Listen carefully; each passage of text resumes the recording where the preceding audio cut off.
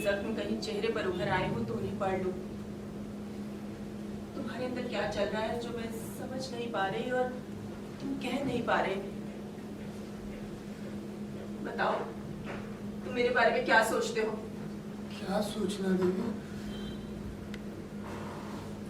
तुम दरिंदों के चंगुल से बचकर सही सलामत वापस आ गई हो। अब और क्या सोचना। जब दंगाई मुझे उठाकर पाकिस्तान ले गए थे तब तो सोचते होंगे कैसी होगी, किस हाल में होगी, कैसे नोच रहे होंगे मुझको, जिंदा भी होगी या। सोचता था, मैं पल पल सोचता था। सारा इलाका जानता है देवी, लेकिन बीती बातों को याद करके क्या फायदा। जख्मों को कुरेदने से रिसने लगते हैं।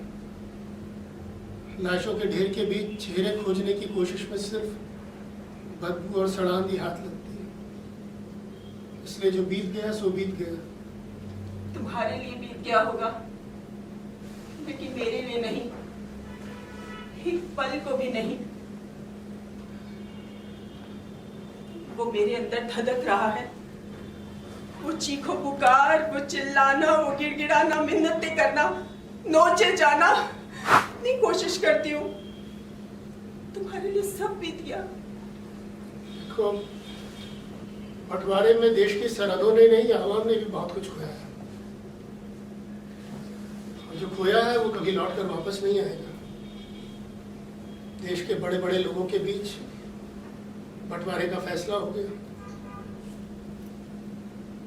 और इस फैसले के बीच कटा कौन? आम आदमी। उसी के घर तबाह हुए, वही बर्बाद हुआ। न मालूम कब तक इस बंटवारे का दर्द झेलना पड़ेगा। मेरे लिए इतना ही बहुत है कि तुम सही सलामत घर वापस आ गई हो। आराम करो, मैं जरा पानी पी लेता हूँ। मैं ले नहीं, तुम रहने दो दीदी, तुम क्यों तकलीफ करती हो, मैं ले लूँगा।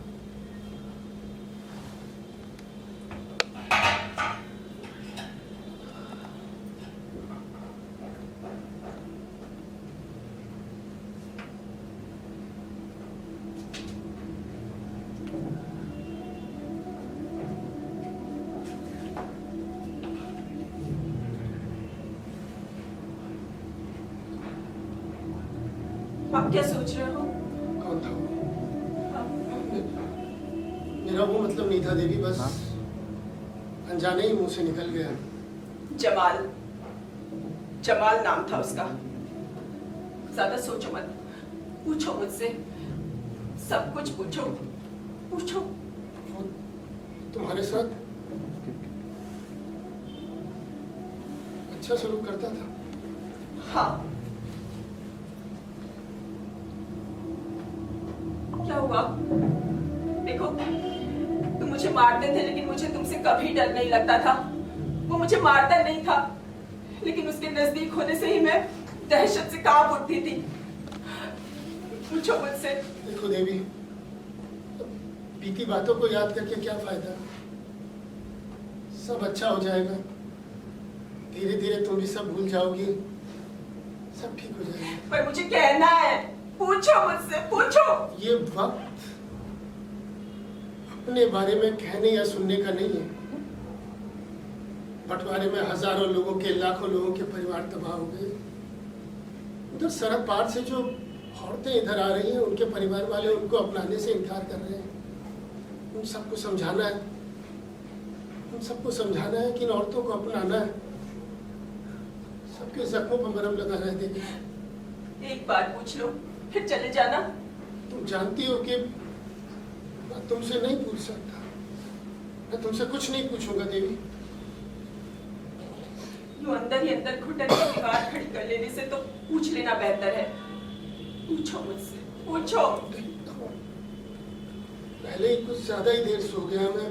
बाहर जुलूस का वक्त हो रहा है, लोग मेरा इंतजार कर रहे होंगे। देवी देवी देवी देवी, मुझे कहना है, पूछो मुझसे। लाजो को एक एक बात बतानी है तुम्हें, मुझे सब कुछ कहना है, पूछो ना। देखो, इस बंटवारे में जो भी हुआ और जो भी दंगाइयों ने तुम्हारे साथ किया, उसमें तुम्हारा कोई कसूर नहीं था। मेरा कसूर? कसूर का सवाल ही कहां से पैदा हो गया? दो पैरों पर आसपास घूमते मर्दों को चौपाया जानवरों से भी खतरनाक वहशी दरिंदा बनते देखा है। रंगाई मुझे उठा कर ले गए, उस पर भी मुझे ही दिलासा कि इसमें मेरा कोई कसूर नहीं। सुनो, मुझे कहना है, मुझे कहना